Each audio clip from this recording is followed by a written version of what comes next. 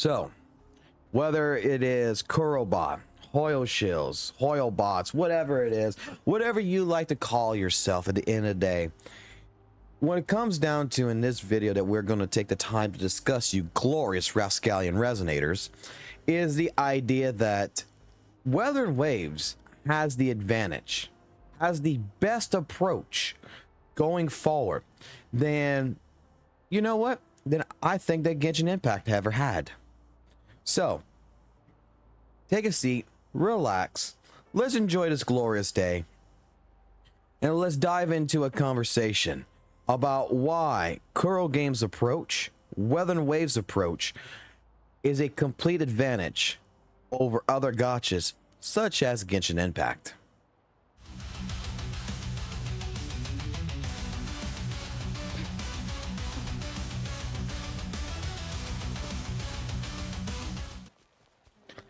You know, it's been a little while since I pretty much, dipped my hat into praising the hell out of WutheringWaves, but I think it's well deserved, and I think, especially with everything seen in what's going to be coming permanently established in 1.4, that we need to go ahead and give full props to Kuro Games, in all true honesty. Kuro Games is going to be doing some things with its permanent game mode that really, I think, constitutes a good look at why they're doing the things they're doing. And the main reason behind all this is because, let's be completely honest, Kuro Games has the advantage over Genshin Impact. Whether you want to believe this or completely not, and Kuro Games is taking advantage of this. So, what I'm talking about very much in very simple English terms here is that WutheringWaves, when it comes down to it, unlike Genshin Impact, can see what failures and what successes Genshin Impact has gone through. So it knows by studying it the homework of another company, where their failures at, where their successes have been, in order to take that and put it together to create something even better. And I'm going to say it like this. I would have figured that it would have taken WutheringWaves a little bit more time than just now to really take advantage of this. But no. WutheringWaves, especially with all the information of 1.4's leaks and everything else, the biggest thing, which I'm not going to spoil it for anyone, but I'll just say it like this. The biggest thing that's come out from it is the fact that we're going to get a permanent in-game establishment. And after reviewing it and taking a look at it, it has shown to me, guys, that holy crap, that Kuro is really doing what it can not to be pretty much Genshin Impact. It's being its own thing. It's taking the success. It's taking the values of what basically Genshin should have done a very, very long time ago and making it its own. And that is the best approach that I think any company, whoever you are, if you are a game company, you're going to design something, because let's be honest, there's hardly anything that nowadays that's original. And it's been like this in the gaming industry for such a long time, to where we don't have an actual, original ideas more. Now it's pretty much, hey, someone sees something that looks like this is pretty cool, they make a copy of it. And typically these copies will never be as good as the original. That was a fear that, some people had with WutheringWaves. Okay, it's copying Genshin. That's why you'll hear a lot of people say, well, this is just Genshin 2.0, It's nothing really that amazing. Oh yeah, combat's changed, stuff like this, but overall the game itself is not that great. It's not a big deal for me to play this. Dude, I think that WutheringWaves is showcasing that this is a game that is actually listening to its fan base. It's listening to its entire community, and it's incorporating ideas that people have been asking for in other gotchas, just like Genshin Impact, for such a long time, and they're getting it. We're getting it in WutheringWaves, and typically we're getting these things in a short time frame, not in something that's like 2 or 3 years down the road like it's been taking some other gotchas to do. especially when it's fixing your momentum in a game. But I digress. When we look at this, you know, WutheringWaves sees this. I am 100% sure, and they're studying this homework so well. They're sitting there. That's the reason why WutheringWaves is following the Genshin Impact roadmap.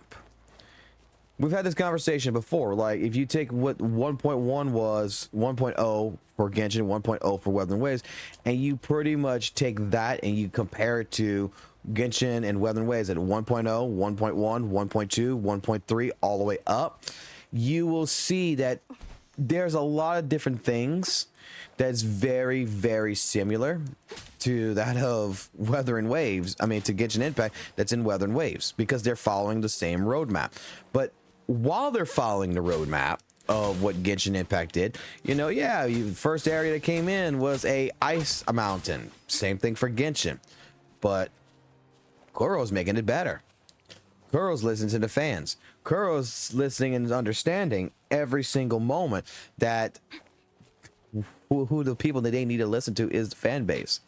Hoyo, every time I talk to you guys about Genshin Impact, you guys get more and more upset at the fact that Genshin Impact feels like they're not listening to you, that they're not fixing the problems there is, and that all of a sudden, because WutheringWaves has characters that can do run wall, you know, can run up walls, do grappling hooks, and now all of a sudden we get that. Some of y'all kind of gotten upset. Not gonna lie, some of y'all have messaged me and you were upset because WutheringWaves got this now, and you know what? Why did it have it before? We had to wait till a competitor came in to make it better. I digress, though. I'm just gonna leave it with that. I'm just gonna say, I don't think that, you know, in the terms of like some content creators, we don't have to overglaze the shit out of WutheringWaves, because WutheringWaves is doing perfectly goddamn fine in the way that they're going. It's still not a perfect game, but my god, do they have the fucking advantage, and they're using the shit out of it. Kuro Games, clap for them right there, people. They are actually becoming one of the smartest companies that I've seen in a long time, that understands if we could just, you know, be like the little brother to everybody. Big Brother Genshin has, you know, upset at mom and dad all the time. Big Brother Genshin has never done this, this, and this. But if we do this, this, and this, we're going to make people happy.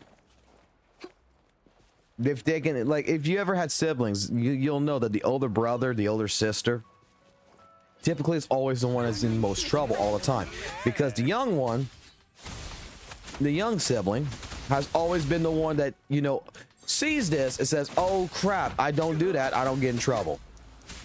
And guess what? That's the way I'm seeing how Kuro is approaching it with WutheringWaves.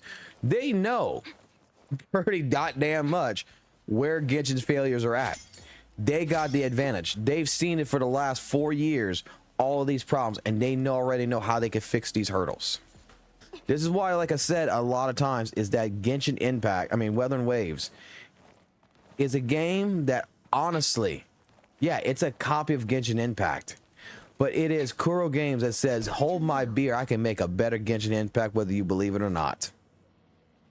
They just pass that beer on to the next person, and they have created a game that is much better in a lot of different aspects. Now, I'm not going to say that WutheringWaves is a perfect game that, you know, is very much better than Genshin 5.0, but if you take the idea of what has happened in the past, like if you take WutheringWaves 1.0 and you compare it to Genshin Impact 1.0, WutheringWaves is the better game.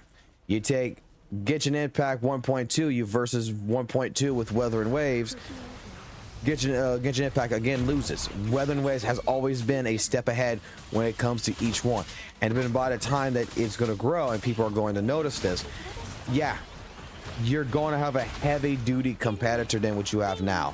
Right now, WutheringWaves has a different, it pretty much has a different mindset to a lot of people. Some people out there just don't care for it because they feel like it's just a straight up clone. At the end of the day, that's what they feel.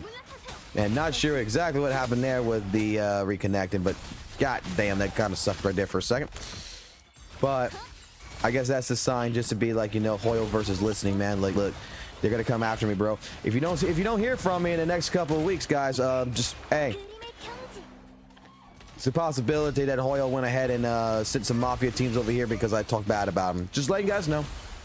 But otherwise than that, guys, I think that that is going to be pretty much where it is. And I'd like to hear from you guys. Do you agree with me?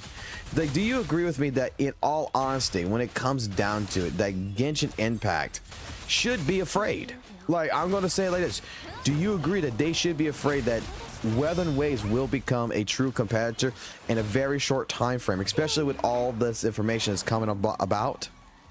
Or do you think that we still got a ways? Do you think that, WutheringWaves still's got some issues first that he needs to take care of before it makes that transition? I want to know. I think that we are in a good state right now. And with that good state being there, that things are just going to be looking up, or basically we're going to be looking up the mountain, and it's going to get better and better. So otherwise than that, let me know what your thoughts is down below in the comment section, and keep it classy, keep it jazzy, keep it real, and I'll catch you on the flip side.